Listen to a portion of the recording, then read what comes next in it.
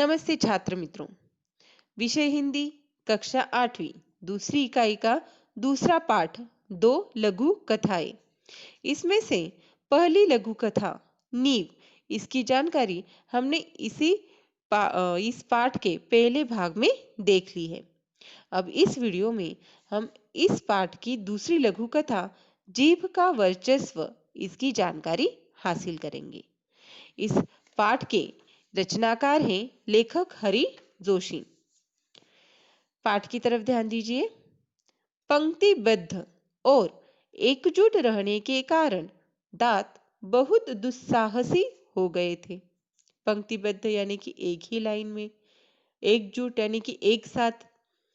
एक दिन वे गर्व में चूर होकर जीवा से बोले, हम 32 घनिष्ठ मित्र हैं, एक से एक मजबूत। तू ठहरी अकेली, चाहे तो तुझे बाहर ही न निकलने दे। देखिए, एक अकेली जीभा यानी कि जीभ, सभी दांत उसे धमकी देते हैं, उसे गर्व में चूर होकर बोलते हैं, हम कितने हैं? 32 घनिष्ठ मित्र है, बहुत ही गहरी मित्रता है उनमें, और एक से एक मजबूत। आपको पता ही है दांत बड़े मजबूत होते हैं। वह कहते हैं, तू तो ठहरी अकेली। जीभ कितनी होती है हर एक की जबान में? सिर्फ एक। चाहे तो तुझे बाहर ही न निकलने दे, यानी कि दांतों ने चाहा कि उन्हें जबान ही नहीं खोलनी देनी है, बंद रहना है, तो जीभ बाहर कैसे आएगी? वह तो अंदर ही रह जाएगी। जीवा ने पहली बार ऐसा कलुषित विचार सुना था। कलुषित यानी कि अपवित्र, दूषित। वह हंसकर बोली, ऊपर से एकदम सफेद और स्वच्छ हो, पर मन से बड़े कपटी हो। ऊपर से स्वच्छ और अंदर से काले घोषित करने वाली जीभ, वाचालता छोड़, अपनी औकात में रह। हम तुझे चबा सकते हैं, यह मत भूल कि तू हमारी कृपा पर ही राज कर रही है। दांतों ने किटकिटाकर कहा। किटकिटाकर कहा यानी कि दांतों ने फिर, जीभ ने जैसे ही कहा कि ऊपर से तुम तो एकदम सफेद हो, स्वच्छ हो, पर मन से कैसे हो? कपटी हो। तब दांत जो होते हैं चिढ़ जाते हैं और जीभ से उलट जवाब देते हैं कि हमें जो काली घोषित करने वाली तू जो जीभ है, अपनी वाचालता छोड़ यानी कि अपनी बकबक छोड़ और अपनी औकात में रहे। हम तुझे चबा सकते हैं, तू हमारी कृपा पर ही राज कर रही है।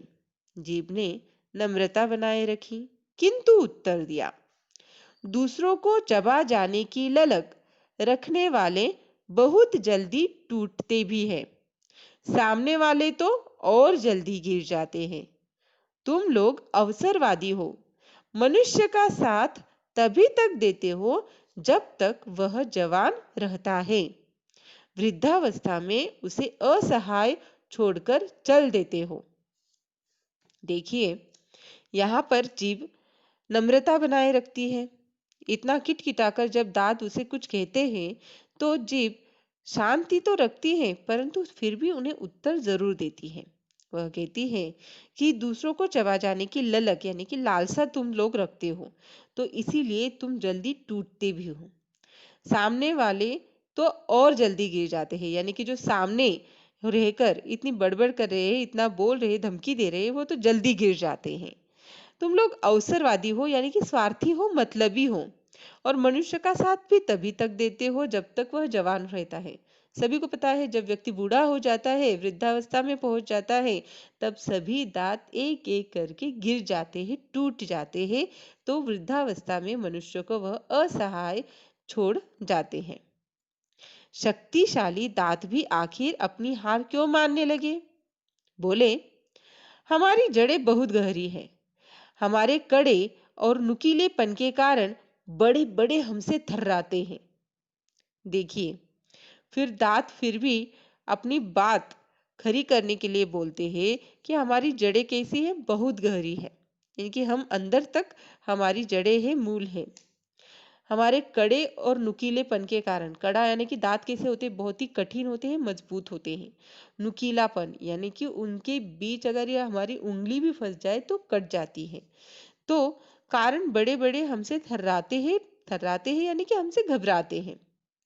जीवा ने विवेक पूर्ण उत्तर दिया, तुम्हारे नुकीले या कड़ेपन का कार्यक्षेत्र मुंह के भीतर तक सीमित है। विनम्रता से कहती हूँ कि मुझ में पूरी दुनिया को प्रभावित करने और झुकाने की क्षमता है। तो जीवा भी उनकी बात का बड़ी होशियारी से उत्तर देते हुए कहती है कि भले ही तुम नुकीले हो या कड़े कड़े हो, कठिन हो, लेकिन तुम्हारा कार्य कहाँ तक होता है? सिर्फ जबा मुंह के अंदर तक ही होता है। पर मैं तुम्हें कहती हूँ कि मुझ में पूरी दुनिया को प्रभावित करने की और झुकाने की क्षमता है। यानी कि हमारी बोलने की होशियारी हमारी जीभ से ही कई बार होती है। तो यह होशियारी अपनी बताते हुए वह कहती है कि दुनिया को झुकाने की क्षमता किसमें है? तो मुझ में है। दांतों ने पुनः धमकी दी, हम सब मिलकर तुझे घेरे खड़े हैं, कब तक हमसे बचेगी? तो दांतों ने फिर से धमकी दी, तू कैसे हमसे बचेगी? जीभ ने दांतों के घमंड को चूर करते हुए चेतावनी दी, डॉक्टर को बुलाऊं? दंत चिकित्सक एक एक को बाहर कर देगा, मुझे तो छुएगा भी नहीं और तुम सब बाहर दिखाई दोगे। आप कहेंगे ऐसा क्या कैसे हो सकता है? अगर जीभ वाचालता होती है, बोल सकती है, वो बोलकर ये नहीं बोल सकती कि मेरे दांत बहुत दुख रहे हैं, तकलीफ हो रही है, निकाल के फेंक दो। दांत क्या कर सकते हैं? तो दांत को दंत चिकित्सक डेंटिस्ट क्या करेगा? एक एक उखाड़ के निकाल देगा। तो बहुत ही अच्छी तरह से होशियारी से वह उन्हें उत्तर देती है।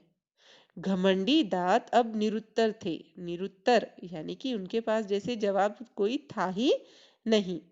उन्हें कविता की यह पंक्ति याद आ गई, किसी को पसंद नहीं सकती बयान में, किसी को पसंद नहीं सकती बयान में, तभी तो दी नहीं हड्डी जबान में। घमंडी दांतों ने आखिर जीभ का लोहा मान लिया। लोहा मानना यानी कि श्रेष्ठता को स्वीकार करना। आखिर क्या हुआ? दांतों को ये बात समझ में आ गई कि जीभ हमसे क्या है? श्रेष्ठ है। तो इस पाठ में भले ही दांत ज्यादा है, कठिन है, नुकीले हैं, मजबूत हैं, लेकिन जीवा, एक अकेली जीवा उन सब पर क्या है? भारी है। तो यहाँ पर जीभ का वर्चस्व लेखक हरि जोशी ने हमें दर्शाया है। हमारी जीवा में वह शक्ति होती है छात्र मित्रों कि हम सामने वाले को प्रभावित कर सकते हैं, नम्र रखने की कोशिश कर सकते हैं, उसे झुकाने की क्षमता रख सकते हैं। तो जीभ का यह वर्चस्व, यह महत्व इस पाठ से हमें समझ में आता है। इस पाठ में दो लघु कथाओं में पहले भाग में हमने नींव इस पाठ की जानकारी हासिल की थी और इस दूसरे भाग में हमने जीभ का वर्चस्व इस कहानी की जानकारी हासिल की। इनके ऊपर स्वाध्याय में जो भी कृति प्रश्न दिए गए हैं वह अपनी हिंदी की नोटबुक में जरूर लिखिएगा। घर पे रहिए, सुरक्षित रहिए। धन्यवाद।